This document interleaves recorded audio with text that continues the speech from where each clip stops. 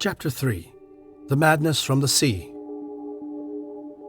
If heaven ever wished to grant me a boon, it will be a total effacing of the result of a mere chance which fixed my eye on a certain stray piece of shelf paper. It was nothing on which I would naturally have stumbled in the course of my daily round, for it was an old number of an Australian journal, Sydney Bulletin, of April 18, 1925. It had escaped even the Cutting Bureau, which had at the time of its issuance been avidly collecting material for my uncle's research. I had largely given over my inquiries into what Professor Angel called the Cthulhu cult, and was visiting a learned friend of Paterson, New Jersey, the curator of a local museum and a mineralogist of note. Examining one day the reserve specimens roughly set on the storage shelves in the rear room of the museum, my eye was caught by an odd picture in one of the old papers spread beneath the stones.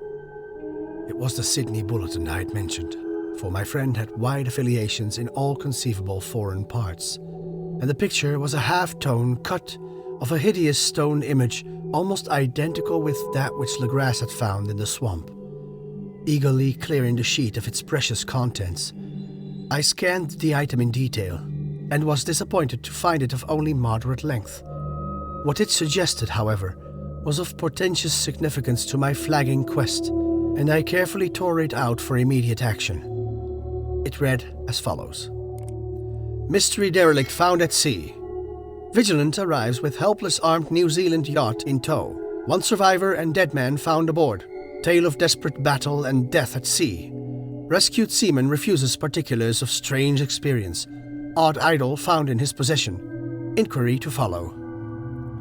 The Morrison Corporation's freighter Vigilant, bound from Valparaiso, arrived this morning at its wharf in Darling Harbour, having in tow the battled and disabled but heavily armed steam yacht Alert of Dunedin, New Zealand, which was sighted April 12th in south latitude 34 degrees 21 minutes, west longitude 152 degrees 17 minutes, with one living and one dead man aboard.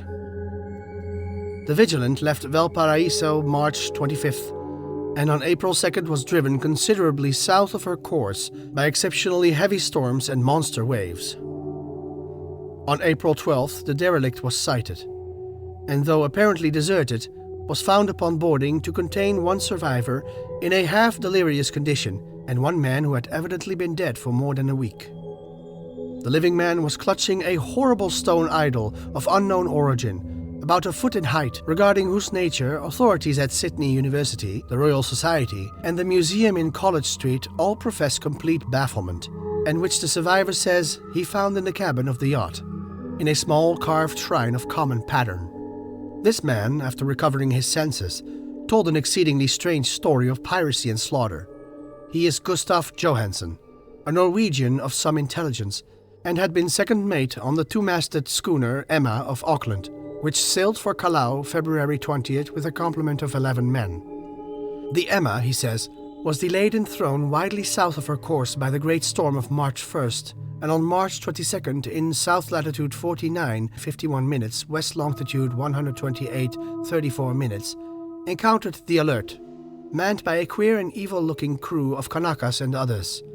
Being ordered peremptorily to turn back, Captain Collins refused, whereupon the strange crew began to fire savagely and without warning upon the schooner with a peculiarly heavy battery of brass cannon forming part of the yacht's equipment.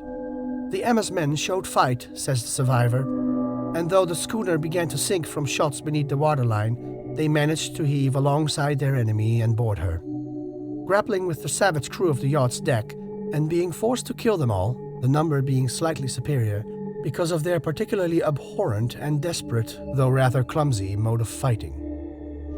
3 of the Emma's men, including Captain Collins and First Mate Green, were killed, and the remaining 8 under Second Mate Johansen proceeded to navigate the captured yacht, going ahead in their original direction to see if any reason for their ordering back had existed. The next day, it appeared, they raised and landed on a small island, although none is known to exist in that part of the ocean, and 6 of the men somehow died ashore, though Johansen is queerly reticent about this part of his story and speaks only of their falling into a rock chasm.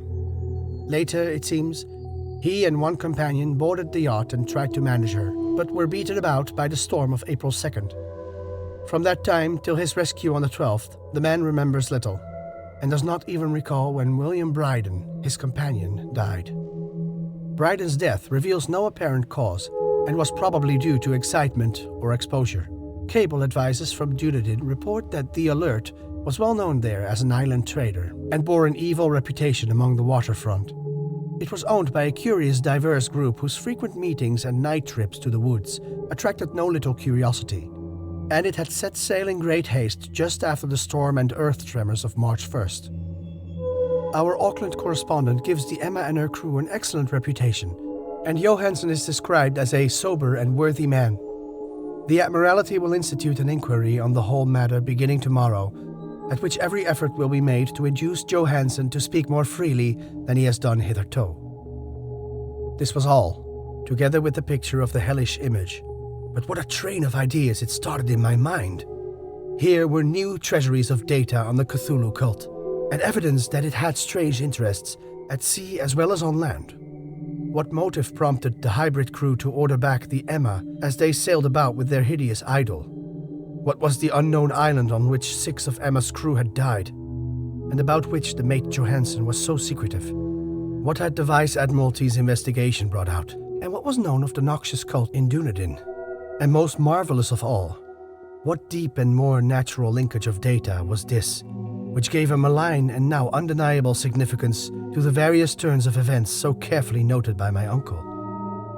March 1st, our February 28th, according to the international dateline. The earthquake and storm had come. From Dunedin, the Alert and her noisome crew had darted eagerly forth, as if imperiously summoned, and on the other side of the earth, poets and artists had begun to dream of a strange, dank, cyclopean city, whilst the young sculptor had molded in his sleep the form of the dreaded Cthulhu. March 23rd, the crew of the Emma landed on an unknown island and left 6 men dead.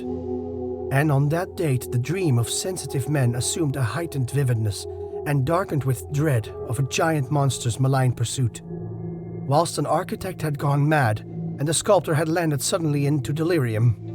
And what of this storm of April 2nd, the date on which all dreams of the dank city ceased, and Wilcox emerged unharmed from the bondage of strange fever? What of this, and of those hints of old Castro about the sunken, star-born old ones and their coming reign, their faithful cult and mastery of dreams? Was I tottering on the brink of cosmic horrors beyond man's power to bear? If so, they must be horrors of the mind alone. For in some way, the 2nd of April had put a stop to whatever monstrous menace had begun its siege on mankind's soul. That evening, after a day of hurried cabling and arranging, I bade my host adieu and took a train for San Francisco. In less than a month, I was in Dunedin, where, however, I found that little was known of the strange cult members who had lingered in the old sea taverns. Waterfront scum was far too common for special mention, though there was vague talk about one inland trip these people had made, during which faint drumming and red flame were noted on the distant hills. In Auckland, I learned that Johansen had returned with yellow hair turned white, after a perfunctory and inconclusive questioning at Sydney, and had thereafter sold his cottage in West Street and sailed with his wife to his old home in Oslo. Of his stirring experience he would tell his friends no more than he had told the Admiralty officials, and all they could do was to give me his Oslo address. After that I went to Sydney and talked profitlessly with seamen and members of the Vice Admiralty Court. I saw the Alert, now sold and in commercial use, at Circular Quay in Sydney Cove, but gained nothing from its non-committal bulk. The crouching image with its cuttlefish head, dragon body, scaly wings, and hieroglyph pedestal was preserved in a museum at Hyde Park, and I studied it long and well, finding it a thing of balefully exquisite workmanship, and with the same utter mystery, terrible antiquity, and unearthly strangeness of material which I had noted in Legros's smaller specimen. Geologists, the curator told me, had found it a monstrous puzzle, for they vowed that the world held no rock like it. Then I thought with a shudder of what old Castro had told Legros about the primal great ones. They had come from the stars and had brought their images with them. Shaken with such a mental revolution as I had never before known, I now resolved to visit mate Johansen in Oslo. Sailing for London, I re-embarked at once for the Norwegian capital, and one autumn day landed at the trim wharves in the shadow of the Egeberg. Johansen's address, I discovered, lay in the old town of King Harald Hardrada, which kept alive the name of Oslo during all the centuries that the greater city masqueraded as Christiania. I made the brief trip by taxicab and knocked with palpitant heart at the door of a neat and ancient building with plastered front. A sad-faced woman in black answered my summons, and I was stung with disappointment when she told me in halting English that Gustav Johansen was no more. He had not long survived his return, said his wife, for the doings at sea in 1925 had broken him. He had told her no more than he had told the public, but had left a long manuscript of technical matters, as he said, written in English, evidently in order to safeguard her from the peril of casual perusal. During a walk through a narrow lane near the Gothenburg dock, a bundle of papers falling from an attic window had knocked him down. 2 Lascar sailors at once helped him to his feet, but before the ambulance could reach him, he was dead. Physicians found no adequate cause for the end, and laid it to heart trouble and a weakened constitution. I now felt gnawing at my vitals that dark terror, which will never leave me till I, too, am at rest, accidentally or otherwise. Persuading the widow that my connections with her husband's technical matters was sufficient to entitle me to his manuscript. I bore the document away and began to read it on the London boat. It was a simple, rambling thing, a naive sailor's effort at a post-facto diary, and strove to recall day by day that last awful voyage. I cannot attempt to transcribe it verbatim in all its cloudiness and redundance, but I will tell you its gist enough to show why the sound of the water against the vessel's sides became so unendurable to me that I stopped my ears with cotton. Johansen, thank God, did not know quite all, even though he saw the city and the thing. But I shall never sleep calmly again when I think of the horrors that lurk ceaselessly behind life in time and in space, and of those unhallowed blasphemies from the elder stars which dreams beneath the sea, known and favored by a nightmare cult, ready and eager to loose them on the world whenever another earthquake shall heave their monstrous stone city again to the sun and air. Johansen's voyage had begun just as he told it to the Vice Admiralty. The Emma, in ballast, had cleared Auckland on February 20th, and had felt the full force of that earthquake-born tempest, which must have heaved up from the sea bottom the horrors that filled men's dreams. Once more under control, the ship was making good progress when it was held up by the Alert on March 22nd, and I could feel the mate's regret as he wrote of her bombardment and sinking. Of the cult fiends on the Alert, he speaks with significant horror. There was some peculiarly abominable quality about them which made their destruction almost a duty, and Johansen shows ingenuous wonder at the charge of ruthlessness brought against his party during the proceedings of the Court of Inquiry. Then, driven ahead by curiosity in their captured yacht under Johansen's command, the men sight a great stone pillar sticking out of the sea, and in south latitude 47 degrees 9 minutes, west longitude 126 degrees 43 minutes, come upon a coastline of mingled mud, ooze, and weedy cyclopean masonry, which can be nothing less than the tangible substance of Earth's supreme terror. The nightmare corpse city of Relay that was built in measureless eons behind history by the vast, loathsome shapes that seeped down from the dark stars. There lay great Cthulhu and his hordes, hidden in green slimy vaults and sending out at last, after cycles incalculable, the thoughts that spread to the dreams of the sensitive and called imperiously to the faithful to come on a pilgrimage of liberation and restoration. All this Johansen did not suspect, but God knows, he soon saw enough. I suppose that only a single mountaintop, the hideous monolith-crowned citadel whereupon great Cthulhu was buried, actually emerged from the water. When I think of the extent of all that may be brooding down there, I almost wish to kill myself forthwith. Johansen and his men were awed by the cosmic majesty of this dripping Babylon of elder demons, and must have guessed without guidance that it was nothing of this or any sane planet.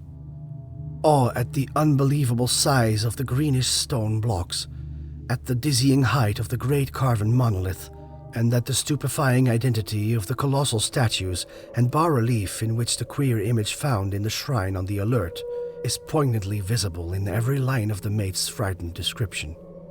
Without knowing what futurism is like, Johansen achieved something very close to it when he spoke of the city, for instead of describing any definite structure or building, he dwells only on the broad impressions of vast angles and stone surfaces. Surfaces too great to belong to anything right or proper for this earth, and impious with horrible images and hieroglyphs. I mention his talk about angles because it suggests something Wilcox had told me of his awful dreams. He had said that the geometry of the dream place he saw was abnormal, non-Euclidean, and loathsomely redolent of spheres and dimensions apart from ours. Now an unlettered seaman felt the same thing while gazing at a terrible reality. Johansen and his men landed at the sloping mudbank of this monstrous acropolis and clambered slipperily up over titan oozing blocks which could have been no mortal staircase. The very sun of heaven seemed distorted when viewed through the polarizing miasma welling out of this sea-soaked perversion, and twisted menace and suspense lurked leeringly in those crazy elusive angles of carven rock, where a second glance showed concavity after the first showed convexity. Something very like fright had come over all the explorers before anything more than rock and ooze and weed was seen. Each would have fled had he not feared the scorn of the others, and it was only half-heartedly that they searched, vainly as it proved, for some portable souvenir to bear away. It was Rodriguez, the Portuguese, who climbed up the foot of the monolith and shouted of what he had found. The rest followed him and looked curiously at the immense carven door with the now familiar squid dragon bas-relief. It was, Johansen said, like a great barn door, and they all felt that it was a door because of the ornate lintel, threshold, and jambs around it, though they could not decide whether it lay flat like a trapdoor or slantwise like an outside cellar door. As Wilcox would have said, the geometry of the place was all wrong. One could not be sure that the sea and the ground were horizontal, hence the relative position of everything else seemed phantasmally variable. Bryden pushed at the stone in several places without result. Then Donovan felt over it deliberately around the edges, pressing each point separately as he went. He climbed interminably along the grotesque stone molding. That is, one would call it climbing if the thing was not, after all, horizontal. And the men wondered how any door in the universe could be so vast. Then, very softly and slowly, the acre great panel began to give inward at the top, and they saw that it was balanced. Donovan slid or somehow propelled himself down or along the jambs and rejoined his fellows, and everyone watched the queer recession of the monstrously carved portal. In this fantasy of prismatic distortion, it moved anomalously in a diagonal way, so that all the rules of matter and perspective seemed upset. The aperture was black with a darkness almost material.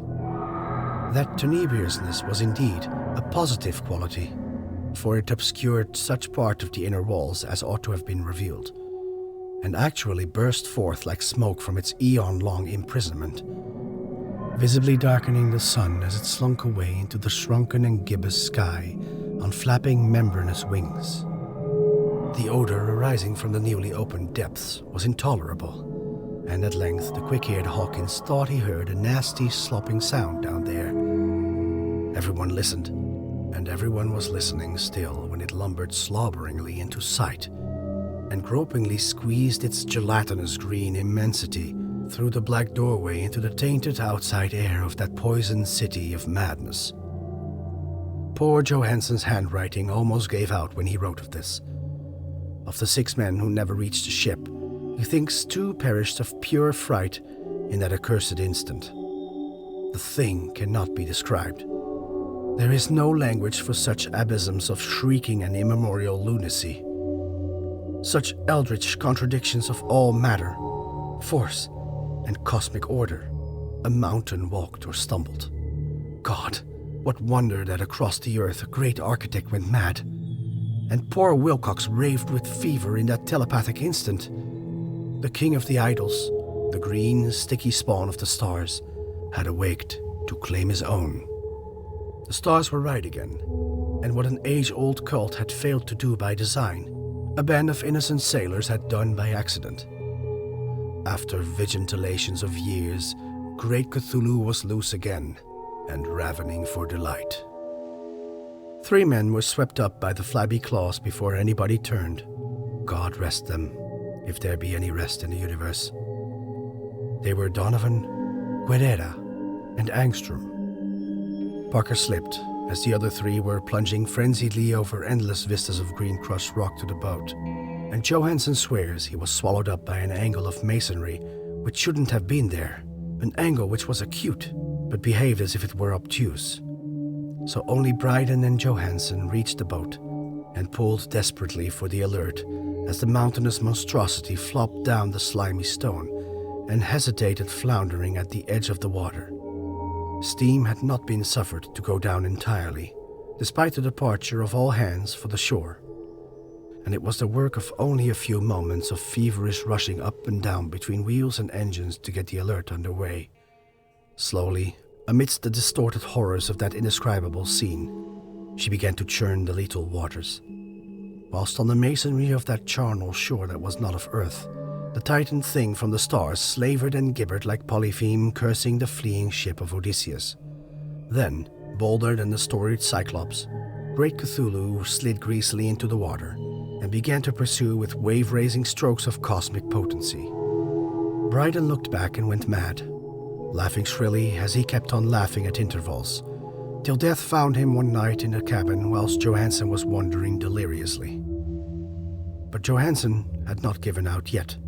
Knowing that the thing could surely overtake the alert until steam was fully up, he resolved on a desperate chance, and, setting the engine for full speed, ran lightning-like on deck and reversed the wheel. There was a mighty eddying and foaming in the noisome brine, and as the steam mounted higher and higher, the brave Norwegian drove his vessel head-on against the pursuing jelly which rose above the unclean froth like the stern of a demon galleon. The awful squidhead with writhing feelers came nearly up to the bowsprit of the sturdy yacht, but Johansson drove on relentlessly. There was a bursting as of an exploding bladder, a slushy nastiness as of a cloven sunfish, a stench as of 1,000 open graves, and the sound that the chronicler would not put on paper. For an instant the ship was befouled by an acrid and blinding green cloud, and then there was only a venomous seething astern, where, God in heaven, the scattered plasticity of that nameless sky spawn was nebulously recombining in its hateful original form, whilst its distance widened every second as the alert gained impetus from its mounting steam. That was all. After that, Johansson only brooded over the idol in the cabin and attended to a few matters of food for himself and the laughing maniac by his side. He did not try to navigate after the first bold flight, for the reaction had taken something out of his soul. Then came the storm of April 2nd, and the gathering of the clouds about his consciousness. There is a sense of spectral whirling through liquid gulfs of infinity, of dizzying rides through reeling universes on a comet's tail, and of hysterical plunges from the pit to the moon, and from the moon back to the pit, all livened by a cachinnating chorus of the distorted, hilarious elder gods and the green, bat-winged, mocking imps of Tartarus. Out of that dream came rescue, the Vigilant, the Vice-Admiralty Court, the streets of Dunedin, and the long voyage back home to the old house by the Egeberg. He could not tell. They would think him mad. He would write of what he knew before death came, but his wife must not guess. Death would be a boon, if only it could blot out the memories. That was the document I read, and now I have placed it in the tin box beside the bas-relief and the papers of Professor Angel. With it shall go this record of mine, wherein is pieced together that which I hope may never be pieced together again. I have looked upon all that the universe has to hold of horror, and even the skies of spring and the flowers of summer must ever afterward be poison to me. But I do not think my life will be long. As my uncle went, as poor Johansen went, so I shall go. I know too much, and the cult still lives. Cthulhu still lives too, I suppose. Again, in that chasm of stone which has shielded him since the sun was young, his accursed city is sunken once more, for the Vigilance sailed over the spot after the April storm. But his ministers on earth still bellow and prance and slay around idol-capped monoliths in lonely places. He must have been trapped by the sinking whilst within his black abyss, or else the world would by now be screaming with fright and frenzy. Who knows the end? What has risen may sink, and what has sunk may rise. Loathsomeness waits and dreams in the deep, and decay spreads over the tottering cities of men. A time will come, but I must not and cannot think. Let me pray that, if I do not survive this manuscript, my executors may put caution before audacity and see that it meets no other eye.